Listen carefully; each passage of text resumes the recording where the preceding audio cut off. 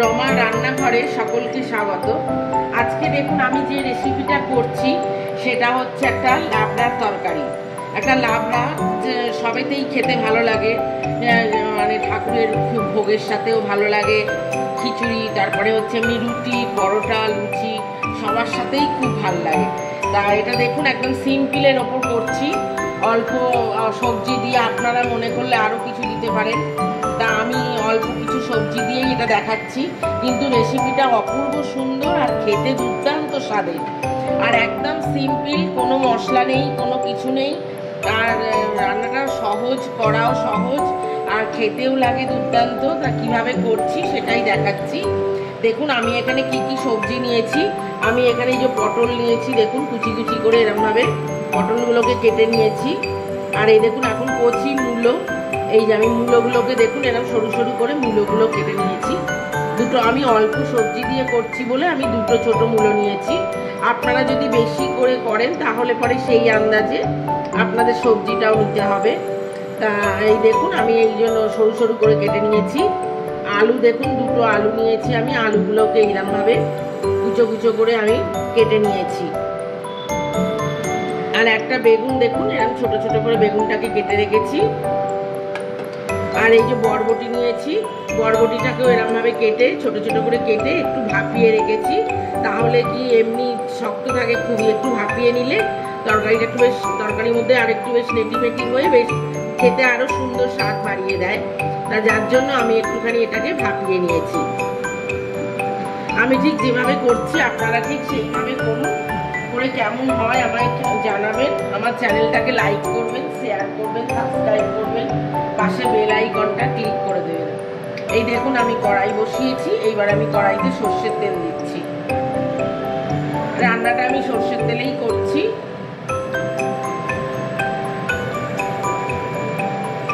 সব শেষে একটা মশলা আমি তরকারিতে দেব, সেইটা কিন্তু আপনারা স্কিপ করবেন না, পুরো ভিডিওটাই আপনারা দেখবেন, না হলে পরে বুঝতে পারবেন না। এই যে দেখুন তেলের মধ্যে আমি আগে বেগুনটাকে একটু ভেজে রেখে দিচ্ছি।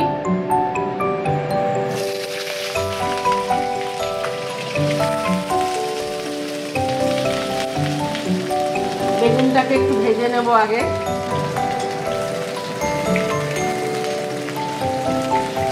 এটাতে নুন হলুদ কিছুই দেব না, এমনি শুধু একটু ভেজে নেবো তেলে। এই যে দেখুন বেগুনটা আমার ভাজা হয়ে গেছে,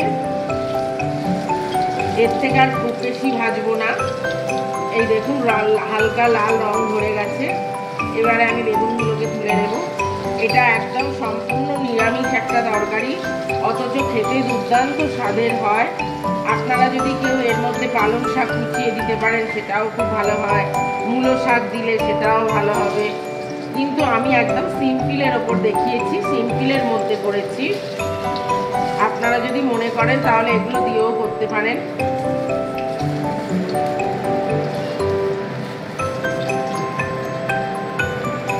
ঘরে থাকা কিছু উপকরণ দিয়ে ঝটপট এই রান্নাটা হয়ে যায়। দেখুন বন্ধুরা, আমি এর মধ্যে তেলের মধ্যে একটা শুকনো লঙ্কা দিয়ে দিলাম ছিঁড়ে, আর দিচ্ছি সামান্য একটু পাঁচফোড়ন।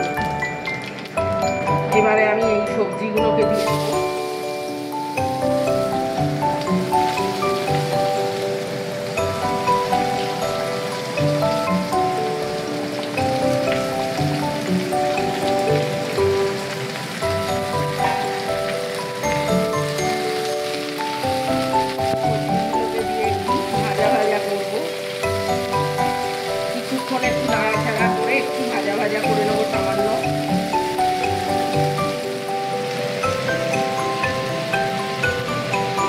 বরবটিটা এর মধ্যে দিয়ে দিচ্ছি, দেখুন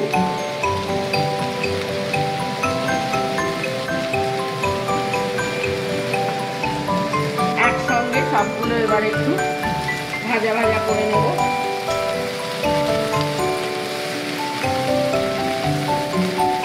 এই যে দেখুন বন্ধুরা, হালকা রং ধরে গেছে আমার, এটা ভাজা হয়ে গেছে। একটু হালকা রং ধরা পর্যন্ত একটু ভেজে নিয়েছি। এবারে আমি দেখুন এর মধ্যে একটু নুন দিচ্ছি। নুনটা আপনারা আপনাদের স্বাদ অনুযায়ী দেবেন। এতে একটু হলুদ দিচ্ছি। অল্প করে একটু সামান্য লঙ্কার গুঁড়ো দিচ্ছি। ঝালটাও আপনারা বুঝে দেবেন যে যেরকম খাবেন।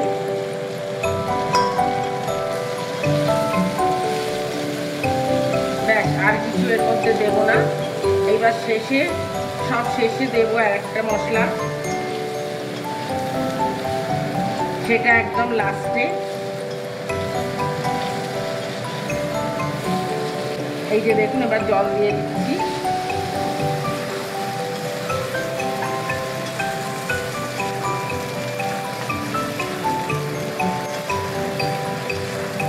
বেগুনটা ভেজে রেখেছি, বেগুনটা পরে মেশাবো। এখন দিলে পরে বেশি গলে যাবে বেগুনটা। এটা একটু সবজিটা সেদ্ধ হয়ে গেলে তারপরে বেগুনটা দেব। চাপা দিয়ে দিলাম। দেখুন বন্ধুরা, এই যে 5 মিনিট পর ফিরে এলাম আবার। এই দেখুন, এবার ঢাকনাটা খুলে নিচ্ছি।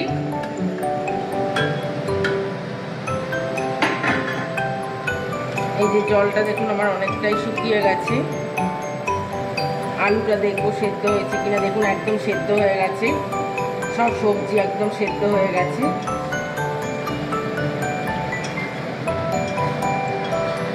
এইবারে দেখুন আমি বেগুনটা দিয়ে দেবো, বেগুনটা যেটা রেখেছিলাম। আর সব শেষে যেটা দেবো বলেছিলাম, যে মশলাটা, সেটা হচ্ছে এই দেখুন, আমি 2 চামচ সর্ষের গুঁড়ো, এইটা আমি জলে গুলে রেখেছিলাম, এর মধ্যে 1 ফোঁটা নুন দিয়ে এইটা আমি সব শেষে এইটা দেব। এই দেখুন,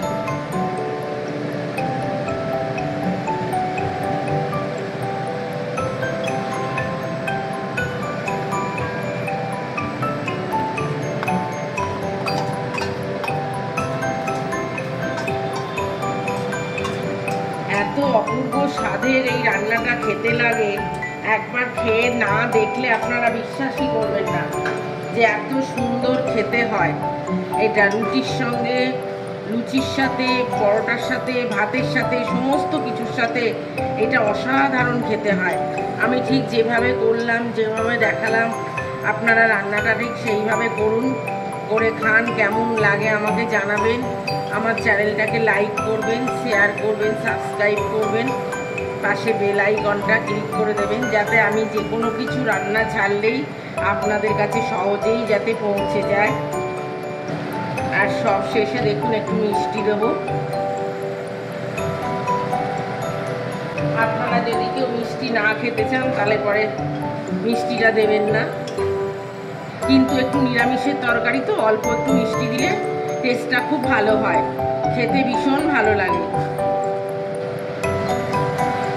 এই যে দেখুন বন্ধুরা, এটা আমার হয়ে গেছে।